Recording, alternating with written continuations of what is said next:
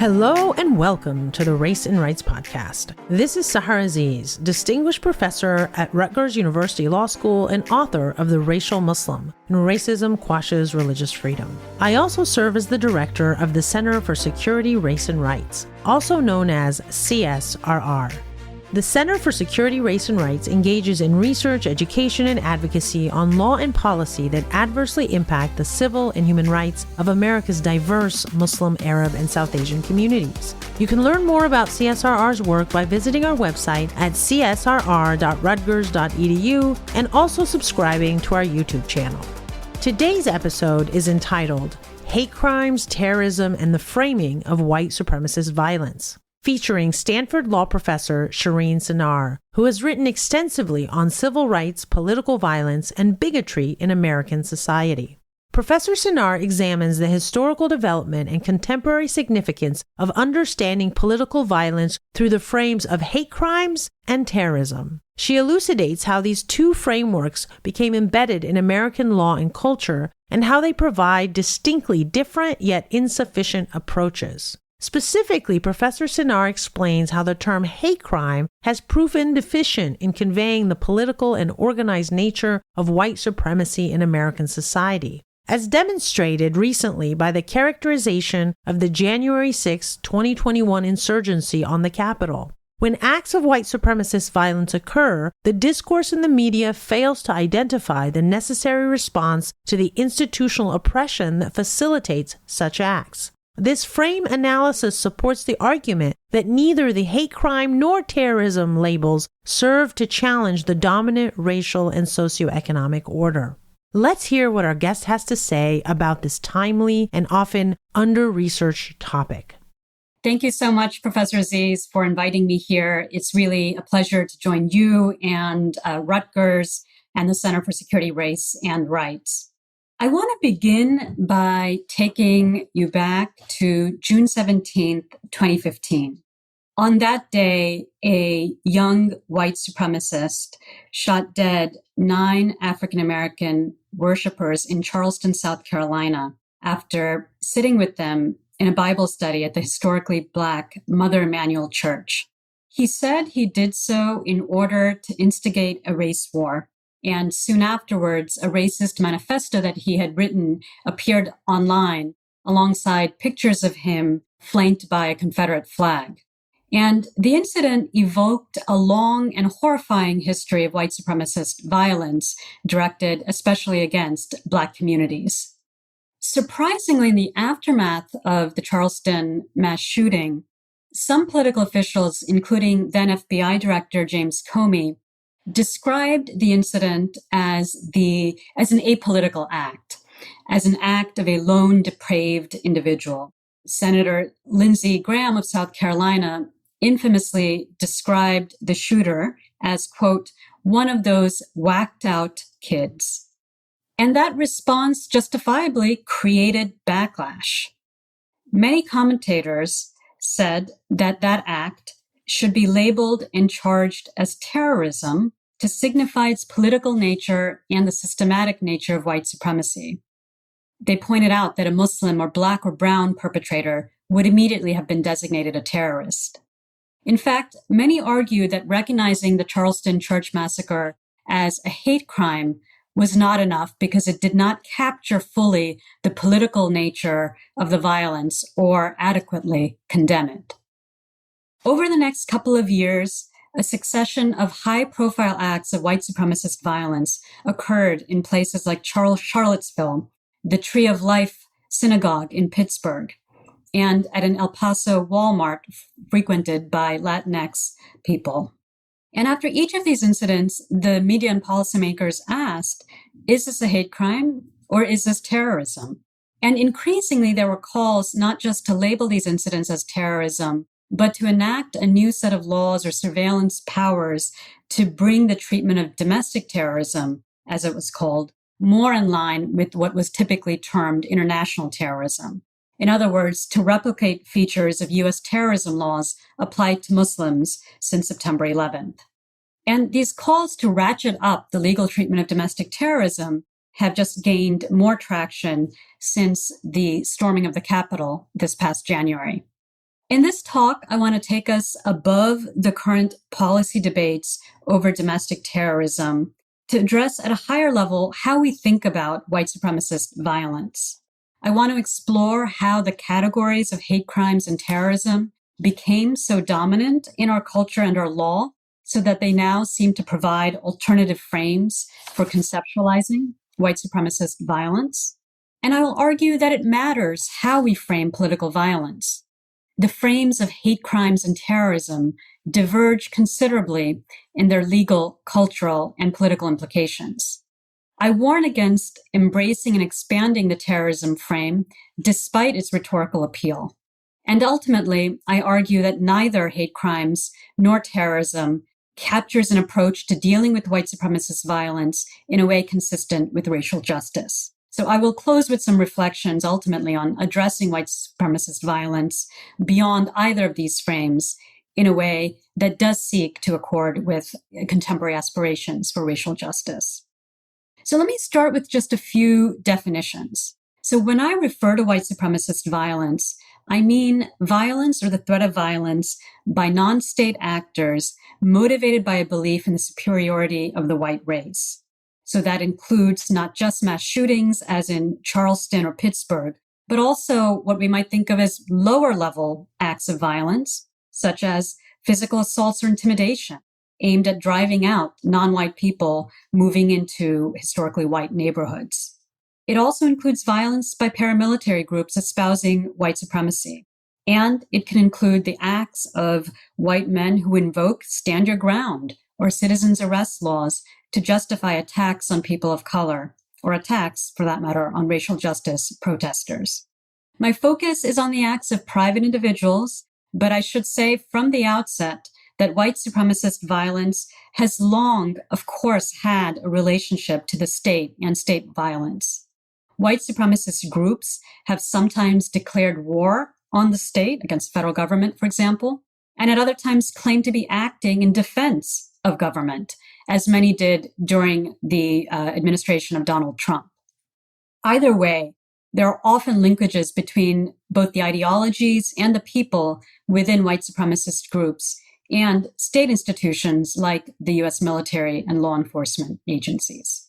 Researchers and security agencies agree now that far-right violence and white supremacist violence in particular presents an urgent threat.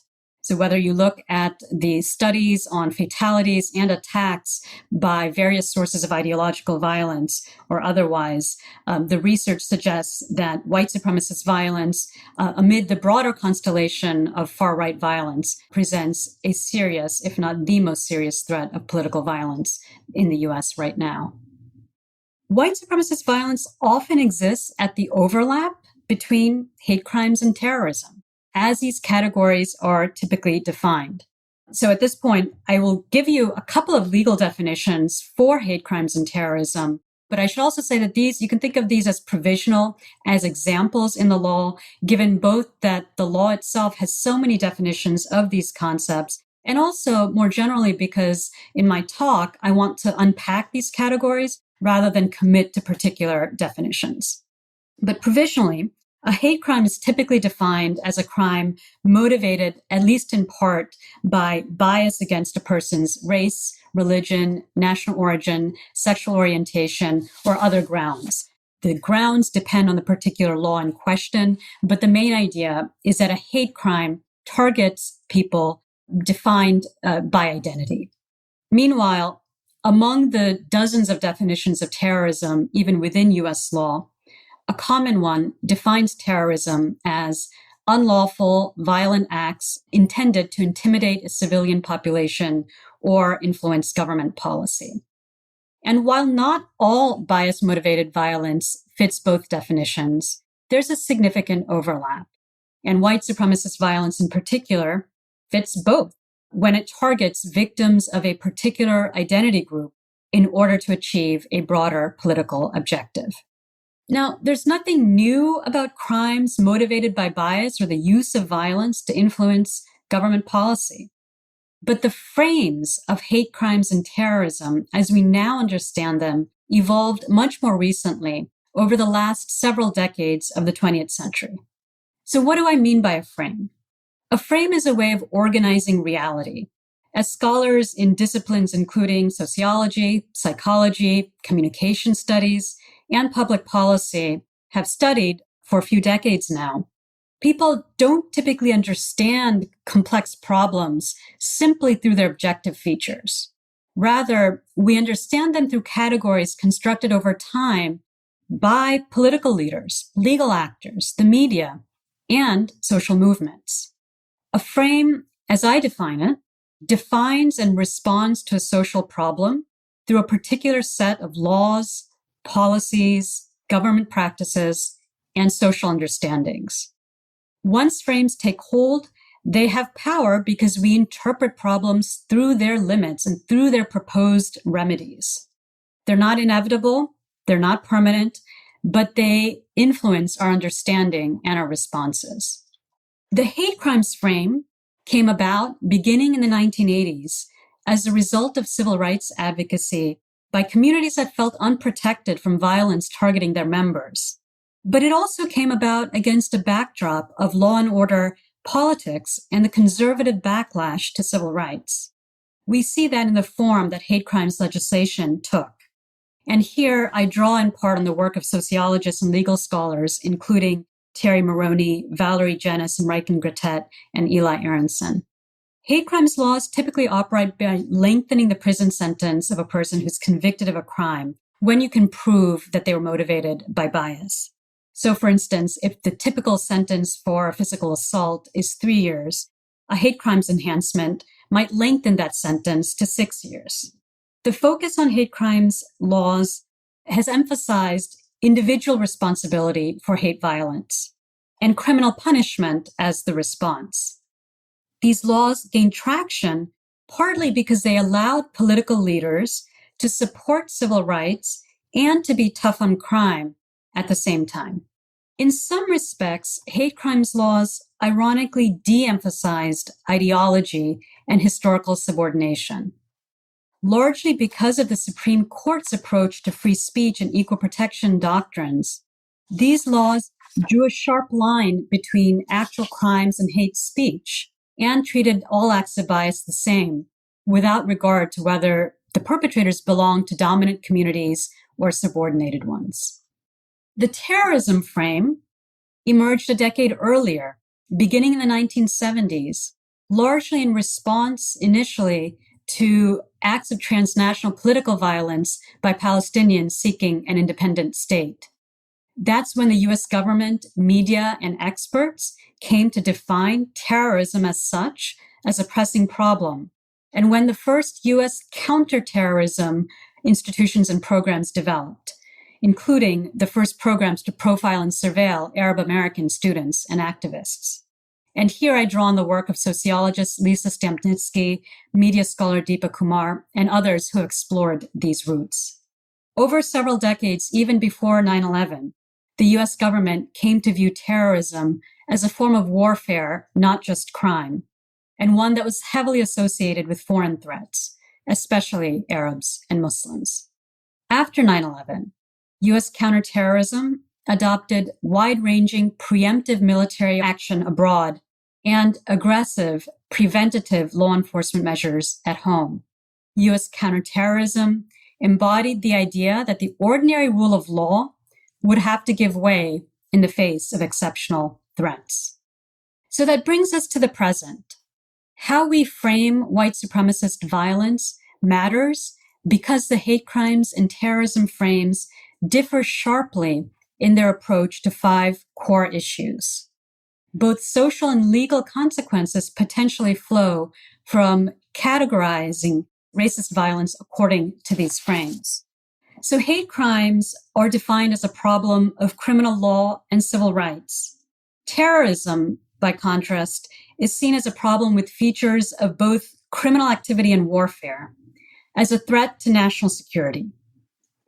As a national security issue, it attracts enormous state resources. The Brown Cost of War Project recently estimated that the US government has spent or incurred $8 trillion in its wars on terror since 9/11, at the cost of over 900,000 lives. Law enforcement agencies typically take a reactive approach to hate crimes focused on prosecution and back-end sentence enhancement, but an aggressive preventative approach to terrorism aimed at identifying potential threats before they manifest. Hate crimes perpetrators are seen as worse than other criminals, but those identified as terrorists are seen as virtually irredeemable. And you can actually see this difference in the law itself. So, for instance, in sentencing people for federal crimes, federal judges are required to consult federal sentencing guidelines. And these guidelines consider both the nature of a crime as well as a person's criminal history in suggesting an appropriate sentence. A hate crime allows for an increase in a sentence, reflecting that the idea that a hate crime is worse than other kinds of crimes because it targets identity groups. But the terrorism enhancement is far more consequential.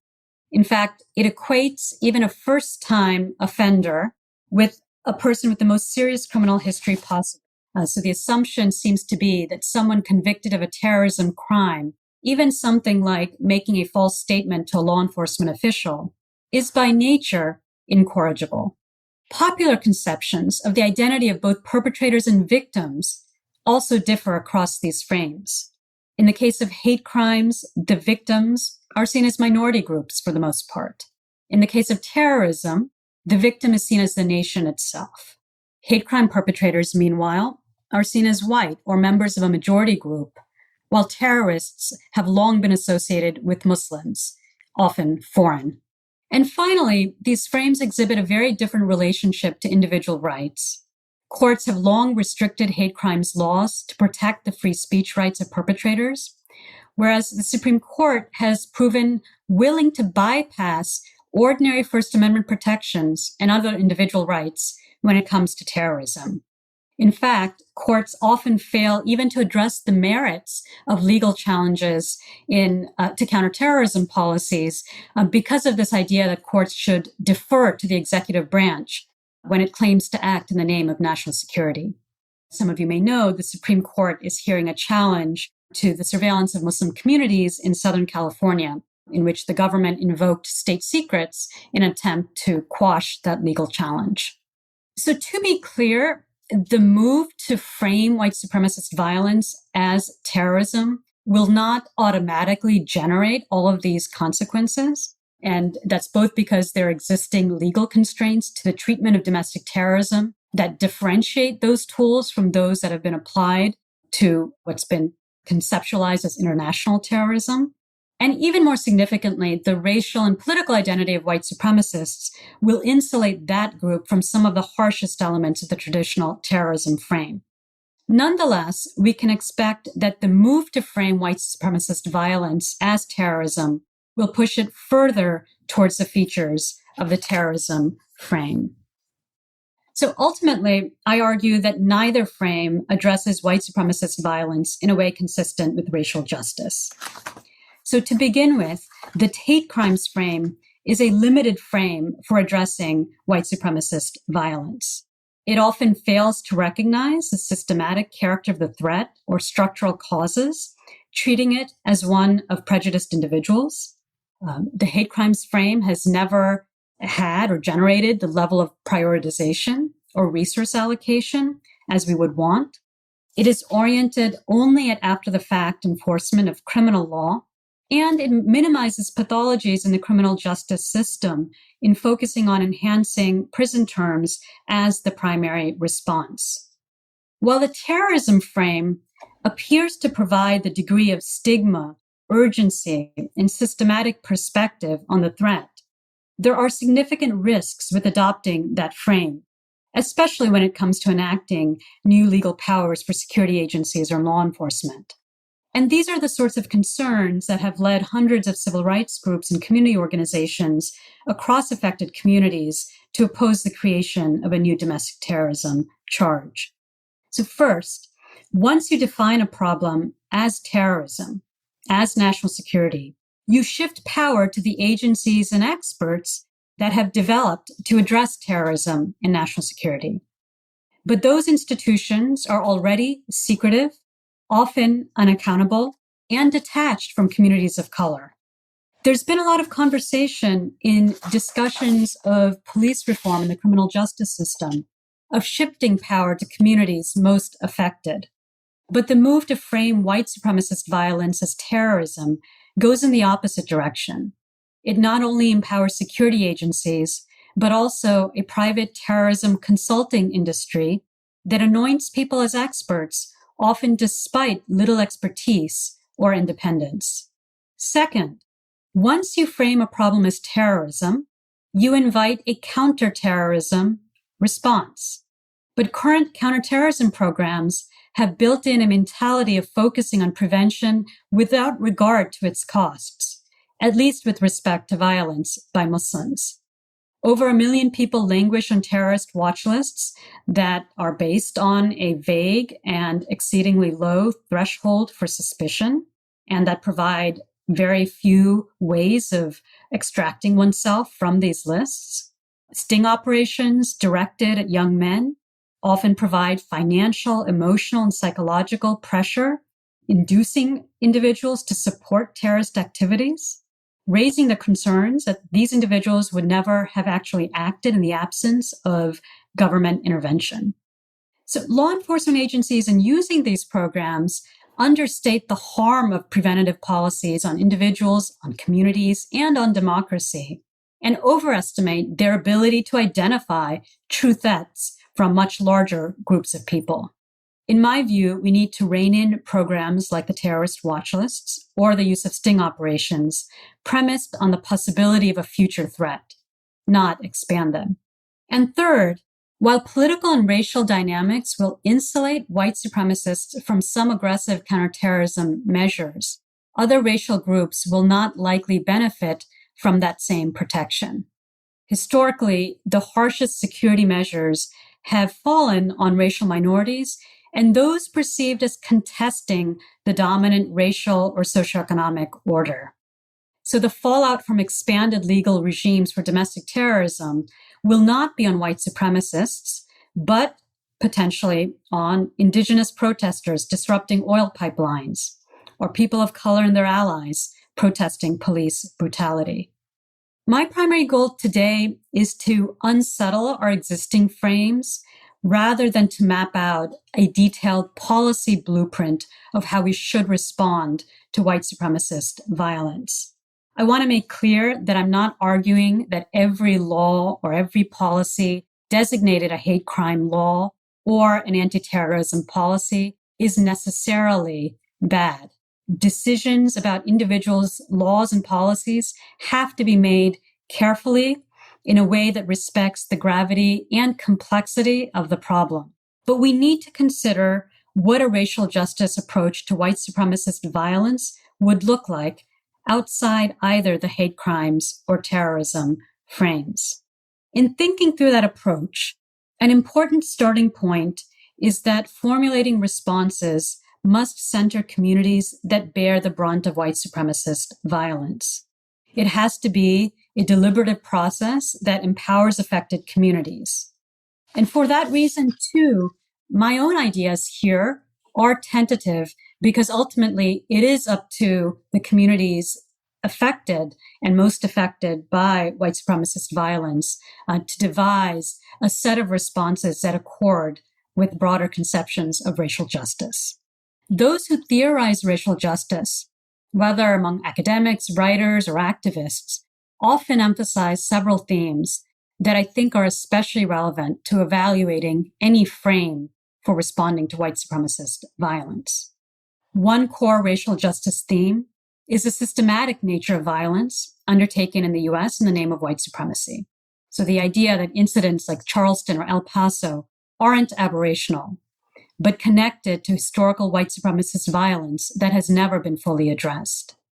Many echo themes from the international transitional justice field, which explores how societies account for and then move beyond histories of conflict and oppression.